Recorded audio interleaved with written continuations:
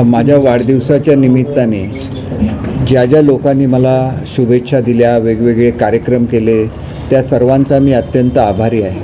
अनेक लोकांचे WhatsApp message त्या दिवशी मला आलेले होते, परंतु माझ्या मोबाईलमध्ये काही तांत्रिक बिघाड निर्माण झाला आणि त्याच्यामुळे ते मेसेज डिलीट झाल्यामुळे मी त्यांची उत्तरं देऊ शकलो नाही. याचं मला अतिशय वाईट वाटतं. त्या सर्वांनी हे समजून घ्यावं. आता मला काय नावं लक्षात राहणार नाही की किती लोकांनी त्या दिवशी व्हॉट्सॲपद्वारे विश केलेलं होतं. त्या सगळ्यांचासुद्धा मी मनापासून आभारी आहे. ज्या ज्या लोकांनी वृत्तपत्रामध्ये जाहिराती दिल्या, शुभेच्छा दिल्या, त्या सगळ्यांचासुद्धा मी आभारी आहे. ज्या लोकांनी वेगवेगळे कार्यक्रम केले त्यांचासुद्धा आभारी आहे. मी कधीच माझ्या वाढदिवसाला उपस्थित राहत नसतो, कारण लोकांना बुके वगैरे हा सगळा एका प्रकारे भेटण्याचा आनंद असतो, परंतु लोक मग बुके आणू नका म्हटलं तरी बुके घेऊन येतात. पण ह्या प्रेमाबद्दल मी मनापासून आभारी आहे आणि या प्रेमामुळेच मी 4 वेळा आमदार होऊ शकलो, ही वस्तुस्थितीसुद्धा आहे. आणि हे प्रेम पूर्णपणे निरपेक्ष असतं. लोक कधीही काही अपेक्षा करत नाहीत की मी जी काही विकास कामं करतो ही विकास कामं त्यांना त्याचं खूप बरं वाटतं आणि त्याची मी प्रसिद्धीपासून मात्र मी नेहमी अलिप्त राहत असतो. आणि त्याच्यामुळे यापुढेसुद्धा सगळी विकास कामं अशीच सुरू राहणार आहेत. माझे अनेक मित्र आहेत जे माझ्या प्रेमापोटी काही गुंतवणूक माझ्या मतदारसंघामध्ये पूर्वीसुद्धा त्यांनी केली आहे. असेच माझे एक मित्र पै काणे आहेत, ज्यांनी एक मोठी इंडस्ट्री बांदा विभागामध्ये सुरू केली आणि जवळजवळ आता त्या ठिकाणी 4 कारखाने आहेत. या निमित्ताने त्यांनी आणि काही गुंतवणूक करण्याचं कबूल केलं आहे. त्यांचे भाऊ या ठिकाणी उपस्थित आहेत, सुनील पै काणे, आणि त्यांचे मॅनेजर आहेत, जनरल मॅनेजर रेडकर साहेब, ते सुद्धा या ठिकाणी उपस्थित आहेत. आपल्याकडे जी डाटा सेंटर असतात, या डाटा सेंटरना त्या ठिकाणी एक जसं आपल्याकडे मोठे मोठे कंटेनर असतात तशा त्या टाईपचा कंटेनर लागतो आणि हल्लीच्या दिवसामध्ये कंटेनरमध्ये डाटा सेंटर सुरू करण्याचा एक मोठा भाग भारतामध्ये सुद्धा सुरू झालेला आहे. आणि त्याच्यामुळे अशा डाटा सेंटरना लागणारे कंटेनर तयार करण्याची फॅक्टरी ही पै काणे ग्रुपने त्या ठिकाणी सुरू करण्याचं मान्य केलं आहे आणि त्याच्यासाठी त्यांना 6 एकर जागा लागणार आहे. तर उद्याच दुपारी 12 वाजता मी अपॉइंटमेंट ठरवली आहे. मी खरं तर उद्या मला मुंबईला जायला लागेल, परंतु स्वतः अतुल पै काणेसुद्धा उद्या येतील, MIDCचे अधिकारी येतील आणि 6 एकर जागा जिथे सिलेक्ट करतील त्या ठिकाणी हा नवीन प्रकल्प होईल. आणि साधारण खेळत्या भांडवलासकट साधारण 100 कोटीची गुंतवणूक त्याच्यामध्ये होईल. त्याच्यामध्ये 60 कोटीच्या आसपास ही फिक्स गुंतवणूक आणि 40 कोटीच्या आसपास खेळतं भांडवल मिळून 100 कोटीची इन्व्हेस्टमेंट त्या ठिकाणी होईल.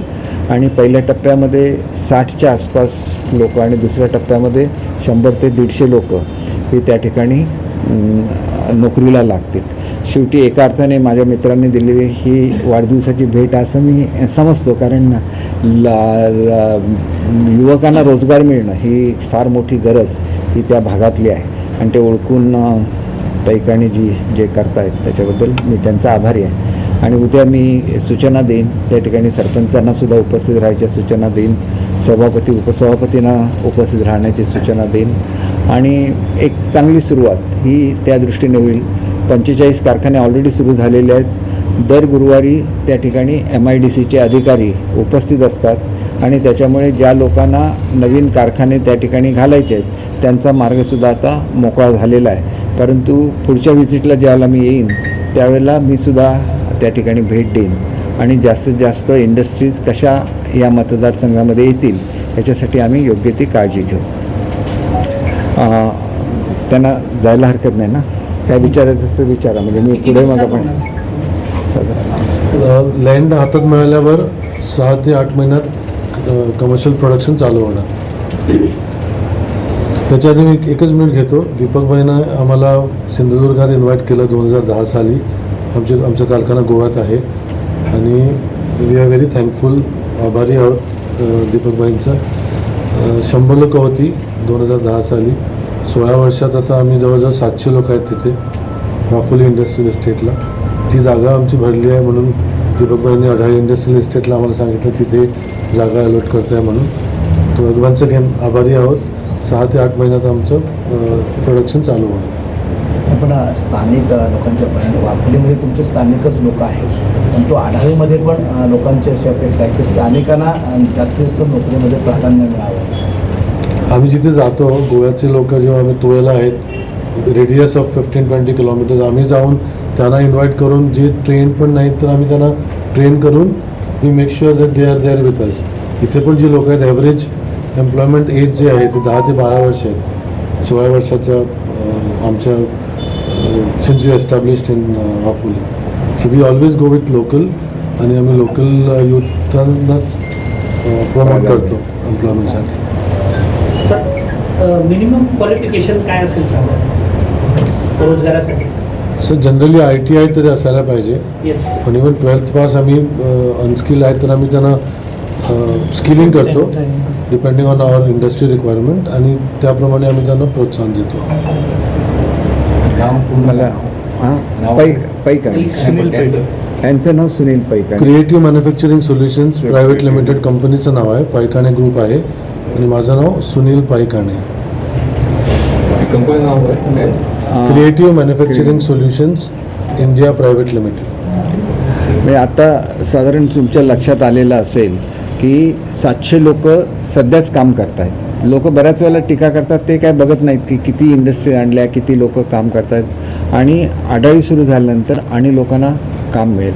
आणि वाफोलीलासुद्धा आमचा प्रयत्न आहे की ॲडजॉईनिंग जमीन जर मिळू शकली तर तिथंसुद्धा एक्सपान्शन करायचं, जेणेकरून बांदा परिसरातल्या लोकांना या ठिकाणी रोजगार मिळेल आणि आढाळी परिसरातल्या म्हणजे दोडामार्ग तालुक्यातल्या लोकांना तिथं रोजगार मिळेल.